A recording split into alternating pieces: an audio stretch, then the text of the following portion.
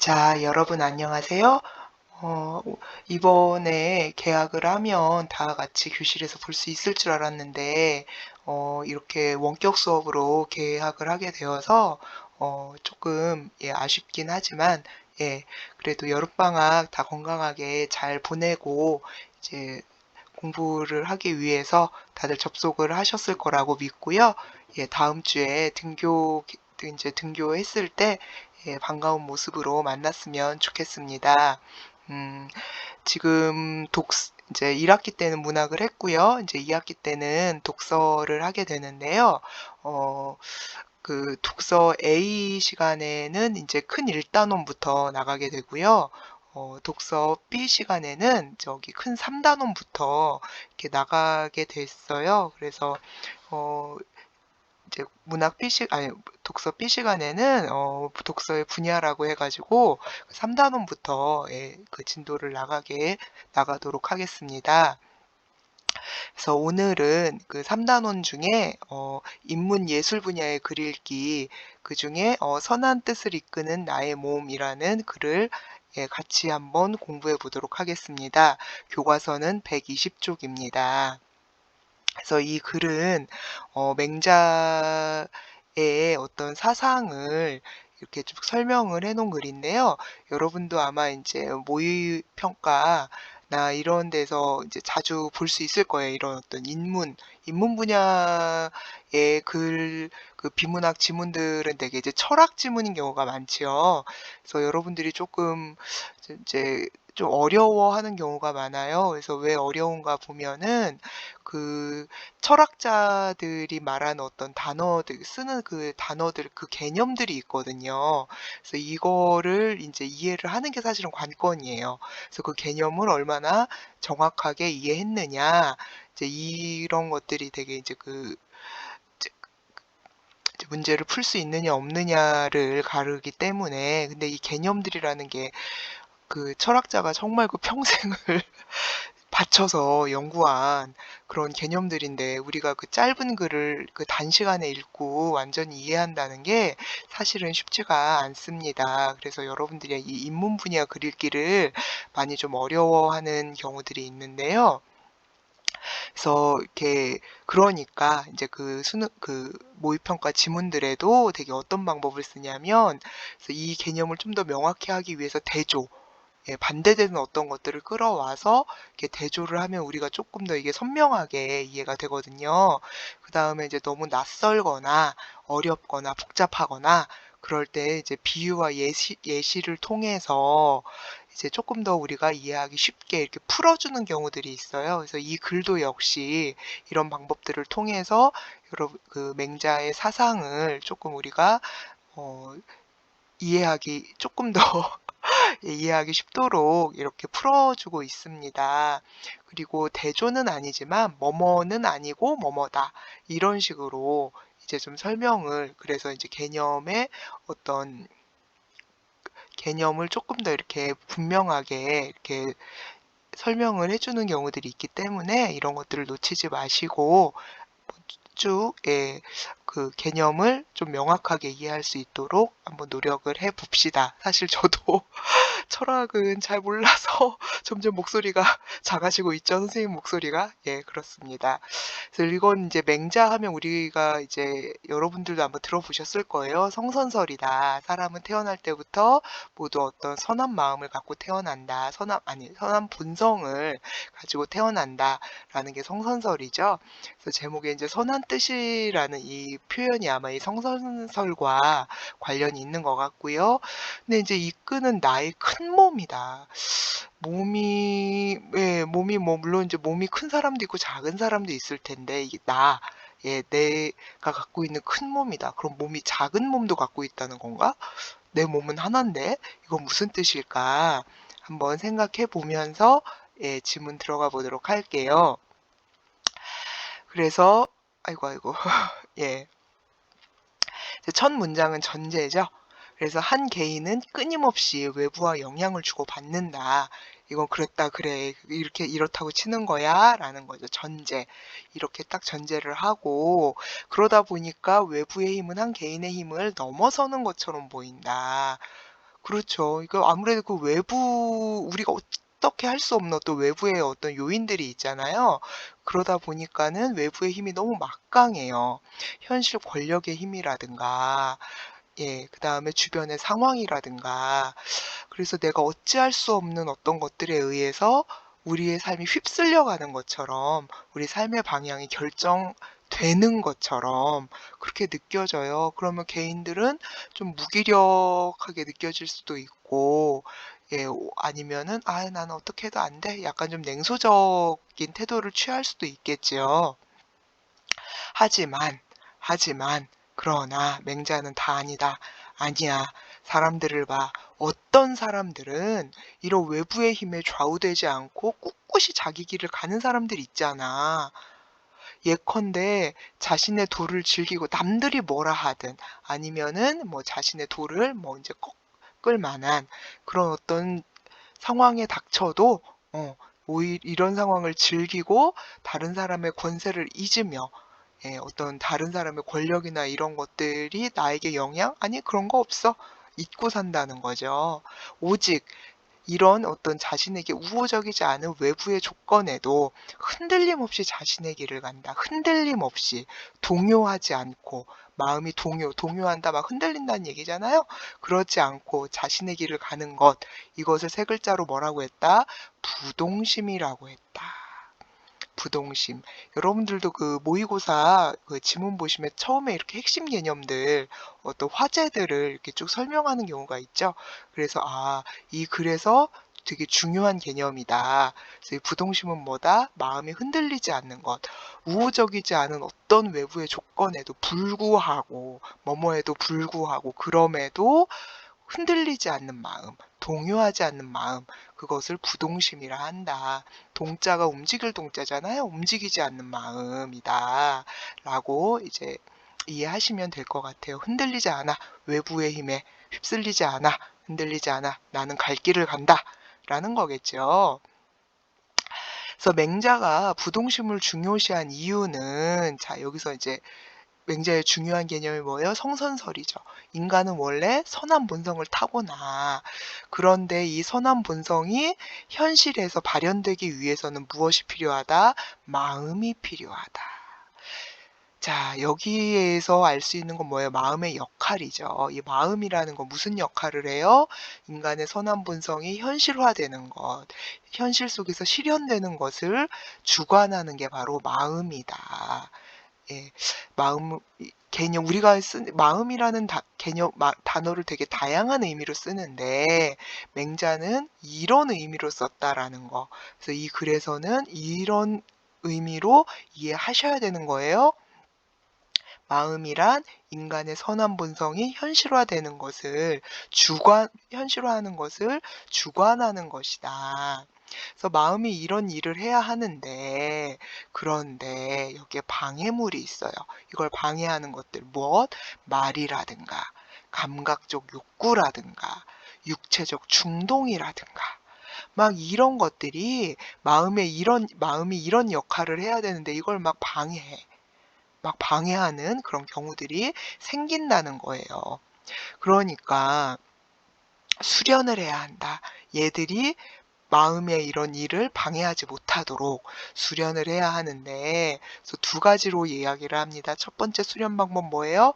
말을 잘 이해하는 것. 그 다음에 기를 바르게 키우고 수련하는 것이다. 라는 거예요. 일단은 말을 잘 이해하는 것이다. 자, 아까 뭐 말이 방해된다라고 했죠? 그 마음을 막 방해해요. 자, 왜? 말이란 것은 마음이 드러난 결과이자 마음을 표현한 거니까 마음 속에 있는 게 드러나는 게 말이잖아요. 결과이기도 하지만 또 마음에 영향을 줄 수도 있어요. 우리가 좋은 말 들으면 마음이 편안하고 막 좀 험한 말 들으면 마음이 막 떨리고 불안하잖아요. 그게 마음에 영향을 줘요. 자, 그렇기 때문에 자, 중요한 건 뭐예요? 말을 잘 이해해야 미혹되지 않는다. 미혹된다. 우리 1학기 때 일야구 도하기에 나왔던 단어죠. 미혹되다, 혹한다, 속는다.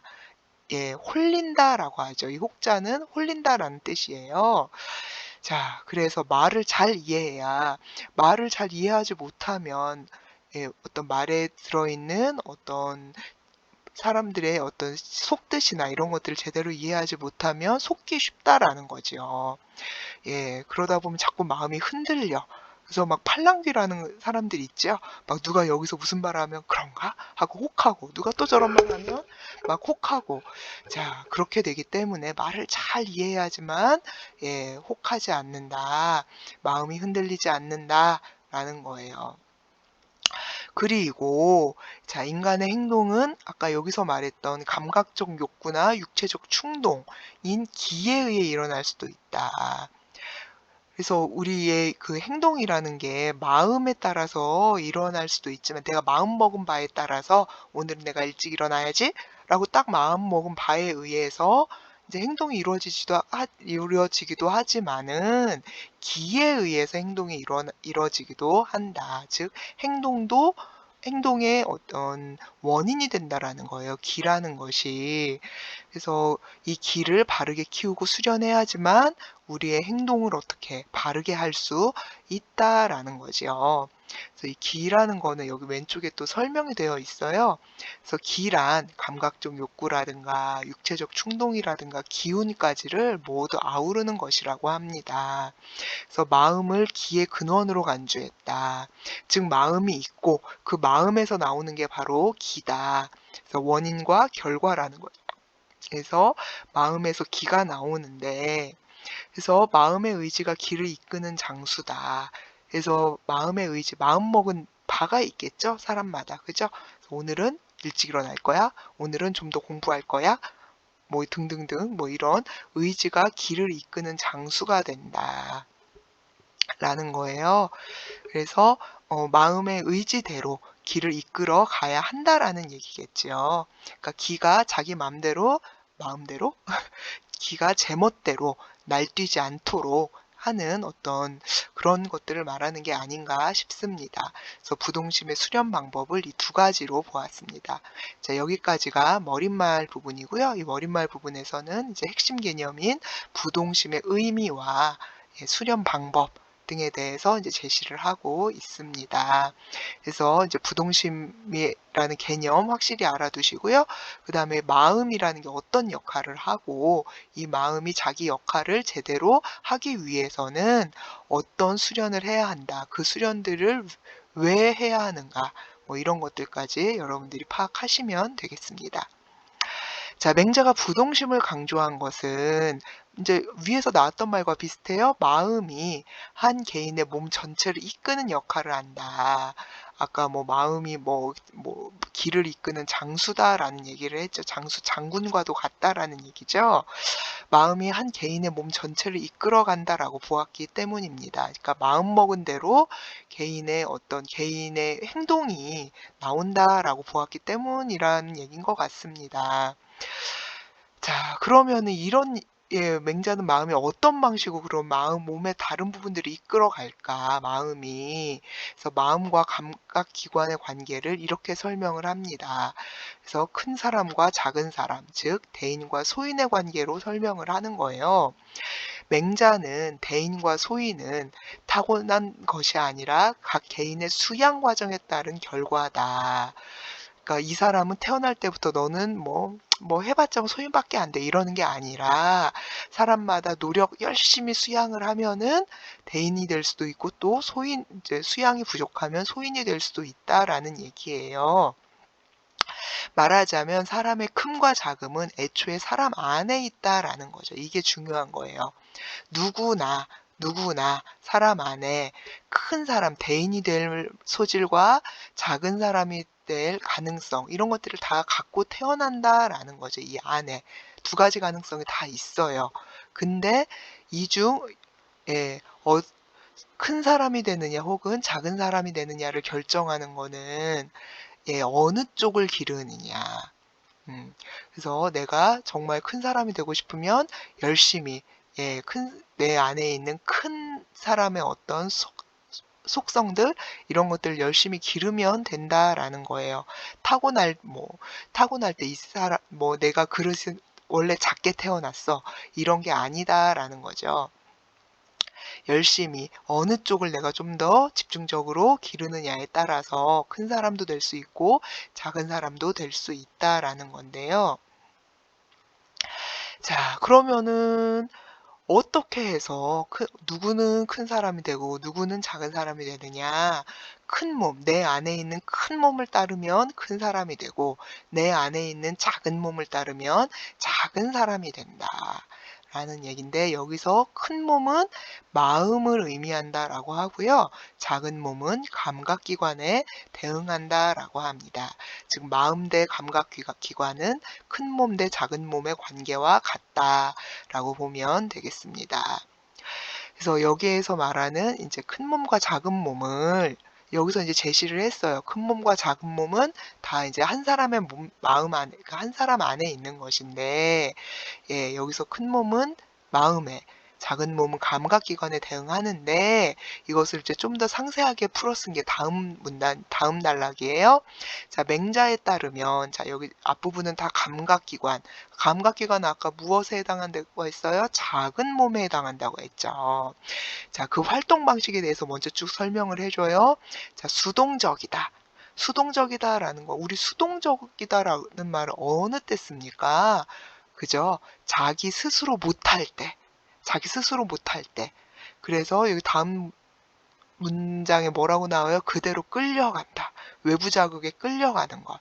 자기 스스로 뭘 못해. 자기 의지를 가지고 뭘 못하고 외부 자극에 그대로 끌려가기 때문에 끌려가는 이제 그런 활동 방식을 보이고요.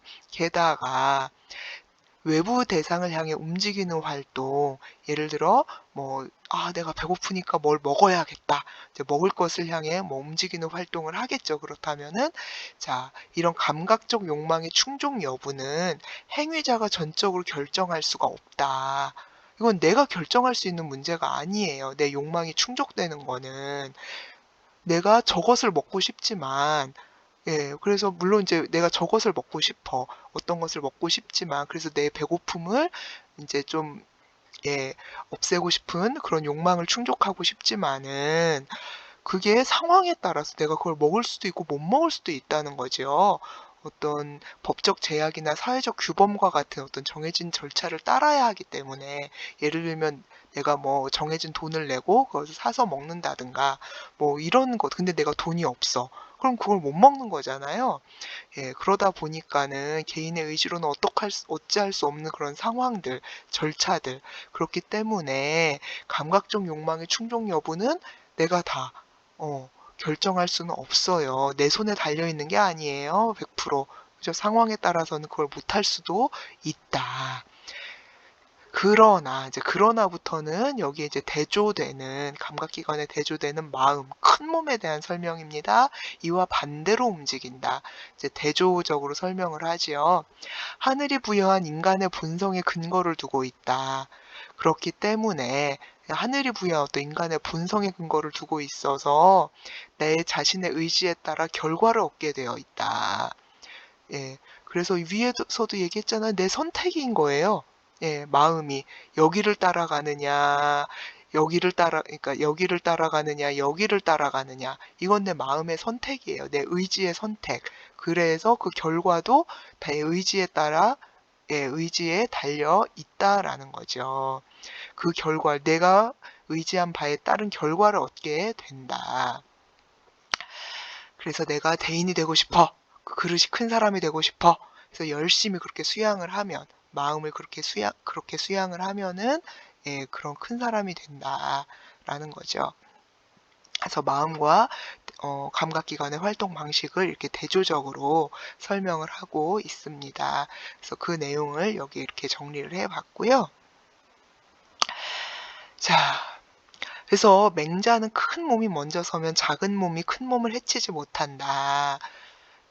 즉 이제 어떤 이제 큰 몸이 더 이제 주된 것이다라고 보는 거죠. 아까 이 마음이 이제 마음의 의지가 어떤 길을 이끌어가는 장수라고 했잖아요.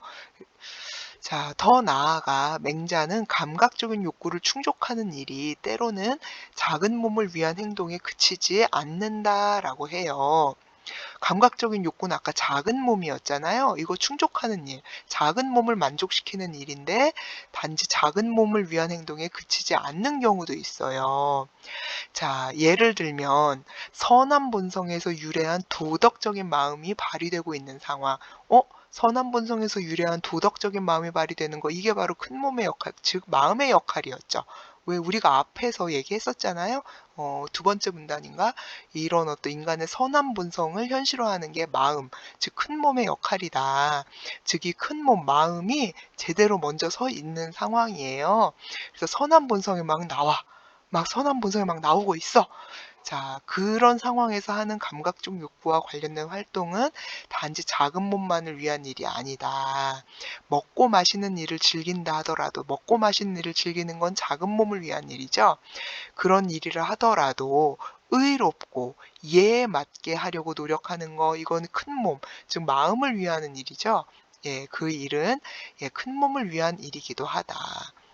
좀 어려우시죠? 어떤 경우가 있을까요? 예를 들면 내가 너무너무 배고파서 막 뭔가를 먹고 있는데 내 옆에 되게 그러니까 굶주린 어떤 사람들이 있다. 예, 그럴 때 이제 나도 이제 먹고 마시는 일, 나도 이걸 이제 먹으면서 즐기지만 그것을 이제 나눠서 저 사람에게 이제 그 배고픈 사람에게 나누어 준다면, 그래서 먹는 일을 같이 즐긴다면 이것은 나의 어떤 배고픔을 만족시키는 일뿐만 아니라 나의 마음을 위하는 일이기도 하다. 아마 이런 얘기지 않을까라고 생각을 합니다. 그래서 그 큰 몸이 먼저 서 있는 상황에서는 이런 어떤 작은 몸의 활동, 먹고 마시는 일, 감각적인 욕구를 만족시키는 이런 활동도 의와 예에 맞는 활동을 한다면 마음, 큰 몸의 활동에 종속되어 있다. 예, 결국 그것이 큰 예의 활동이 여기에 종속되어 있으니까, 여기에 딸려 있으니까, 즉 먹고 마시는 일도 어떤 마음을 기르는 그런 활동이라고 볼 수 있겠다. 뭐 이런 얘기인 것 같아요. 자, 이 작은 몸이라는 것은 수동적이다. 그래서 수동적이다라는 건 스스로 못해요. 그래서 여기로도 끌려갈 수도 있고요. 여기로도 끌려갈 수 있어요. 얘는 자기 의지를 갖고 뭘 못하는 애들이에요. 그래서 여기로도 끌려갈 수 있고 여기로도 끌려갈 수 있습니다. 자, 예컨대 어떤 상황에서 남을 불쌍하게 여기는 타고난 착한 마음, 이거 인간 본성이죠. 인간의 선한 본성.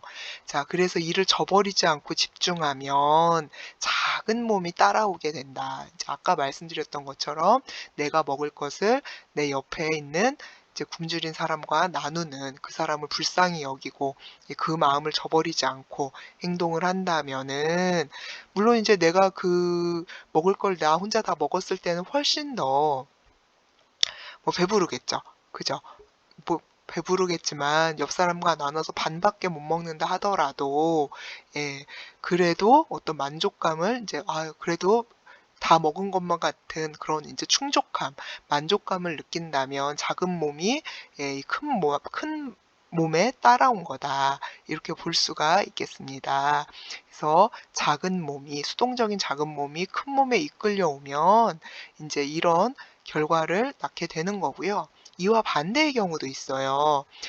그래서 예를 들면 이제 아까 같은 경우에는 옆에 정말 굶주린 사람이 있는데도 그냥 혼자만 열심히 먹는다거나 뭐 이런 경우를 상상을 해 본다면, 자기 안에 있는 귀중한 어떤 인과 의죠. 그래서 보시면은 인의 예지 중에 이제 인과 의인데요. 그래서 이제 어진 마음, 그 다음에 의로운 마음, 이런 것들을 다 저버린 것이 된다.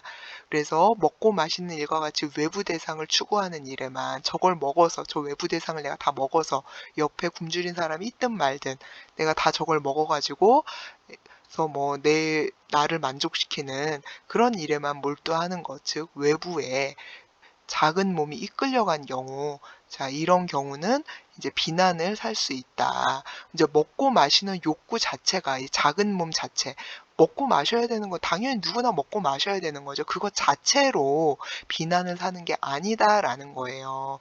사람은 무언가를 먹고 마셔야 살 수 있는 존재이기 때문에 그 자체 때문이 아니라 이러한 안에 있는 선한 마음, 착한 마음, 인과 의를 저버렸기 때문에 그래서 그냥 그 외부의 그 먹을 것 그거에만 집착했기 때문에 그걸 내가 다 먹는 거에만 집착했기 때문에 비난을 받는 것이다. 이렇게 이야기를 하고 있습니다. 그래서 여기까지가 본문이고요. 그래서 큰 몸과 작은 몸의 관계, 그래서 큰 몸과 작은 몸의 관계를 통해서 어, 어떤 마음과 감각기관의 어떤 관계 이런 것들을 쭉 설명을 해주고 있어요. 본문에서는. 그래서 여기서는 이제 어, 여기 감각기관의 활동 방식, 마음의 활동 방식. 근데 얘들이 따로따로 떨어져 있는 게 아니다. 어떤 서로 관계가 되어 있죠. 그래서 이 그래서 얘들이 여기에 끌려가면은 이제 선한 행동을 하는 거고요. 여기에 끌려가면은 이제 비난받을 일을 하게 된다. 뭐 이제 이런 얘기를 하고 있습니다. 이렇게 작은 몸은 아까 말씀드렸던 것처럼 수동적이기 때문에 외부 대상에 끌려가서 그렇게 끌려가다 보면은 이제 큰 몸을 버리고 외부 대상에 자꾸 끌려가다 보면은 이렇게 되는 거예요. 그럼 그 책임은 여기에 있는 거예요? 아니죠. 얘는 원래 수동적이었어요. 얘는 수동적인 애였기 때문에 얘한테 우리가 어떤 책임을 물을 수가 없습니다. 얘한테 책임을 물을 수 없고 책임은 어디에 있어요? 마음에 있어요. 마음. 이 작은 몸이 이렇게 끌려가도록 내버려둔 그 마음이 책임을 져야 한다. 이는 각 개인이 저지르는 악의 기원과 책임의 소재가 어디에 있는가를 보여준다는 거예요. 그래서 그 악은 어떤 감각기관의 활동으로 발생하는 것처럼 보이지만 내가 너무 배고파서 눈에 뭐가 씌워서 옆에 사람을 못 봤어. 뭐 이런 것처럼 보이기도 하지만은 실제로는 마음이 제 역할을 하지 못했기 때문이다. 즉 마음의 역할은 뭐예요? 마음의 역할은 아까 계속 말씀드렸죠? 선한 본성을 발현하도록 하는 게 바로 마음인데 마음이 이 일을 하지 않았기 때문에 사람이 악한 행동을 저지르게 된다. 마음이 부지런히 작은 몸을 이끌어 가도록 그렇게 했어야 되는 자기가 마음이 마음인 자신이 작은 몸을 이끌어 가야 하는데 방치했다는 거죠. 이렇게 끌려가게. 내버려 뒀어. 자기 역할을 안 한 거야. 그래서 우리 몸에 무언가 있기 때문에 악을 저지르는 것이 아니라 마음이 무언가를 하지 않았기 때문에 악을 저지르게 되는 것이다. 참 뼈아픈 얘기죠. 예. 저는 이 문장을 읽는 순간 뭐가 생각이 났냐면은 작년에 여러분들 혹시 기억하실 거예요. 그 N번방 사건에 주동자라고 하는 조주빈이 그때 이제 수갑을 찬 상태로 방송국 마이크에 대고 뭐라고 했는지 혹시 기억하시는 분이 계실지 모르는데 그때 뭐라고 얘기를 했냐면 내 안에 있는 악마를 멈추게 해줘서 고맙다라는 말을 했어요.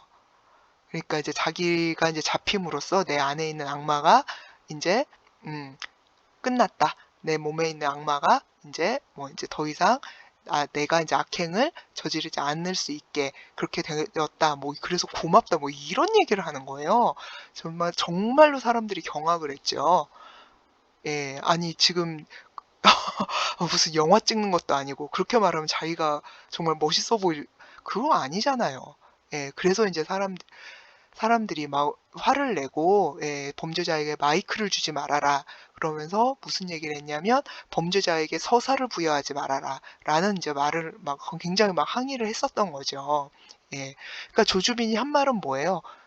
내 안에 있는 악마가 시켰다라는 거죠. 예. 그러나 요 글에 의하면 조주빈 안에 있는 악마가 뭘 시킨 게 아니다라는 거죠. 뭐예요?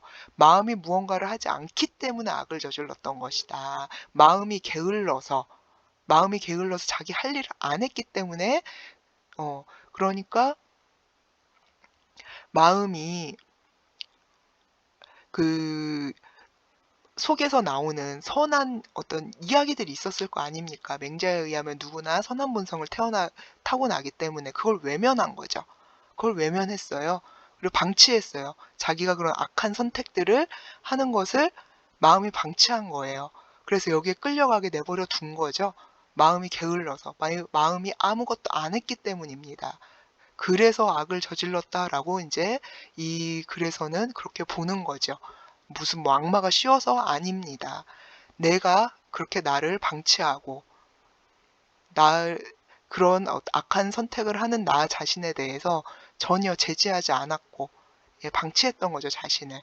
그 책임은 그렇기 때문에, 예, 무슨 뭐 다른 어떤 것이 아닌 자기 자신 게을렀던 마음이 져야 되는 것인 거죠. 예, 그래서 범죄자에게 서사를 부여하지 마라 라는 얘기인 거죠.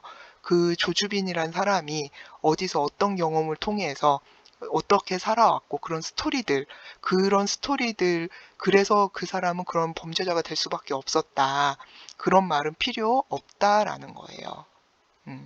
그런 어떤 환경이나 어떤 스토리 속에서 그런 어떤 사건이나 환경이나 그래서 악을 저지른 게 아니다. 그냥 네 마음이 게을렀던 거야. 네 마음 그 어떤 선한 본성에서 우러나오는 그 목소리들을 외면하고 계속해서 그 악한 선택들을 했고 그것을 그 마음을 방치했기 때문에 그래서 너가 악을 저질렀던 것이다. 이제 이렇게 이제 얘기를 하는 거죠. 그래서 마음이 제 역할을 해 나갈 때 그래서 이런 예, 기관들을 이끌어서 각 개인을 책임감 있는 존재로 형성해 나가게 된다.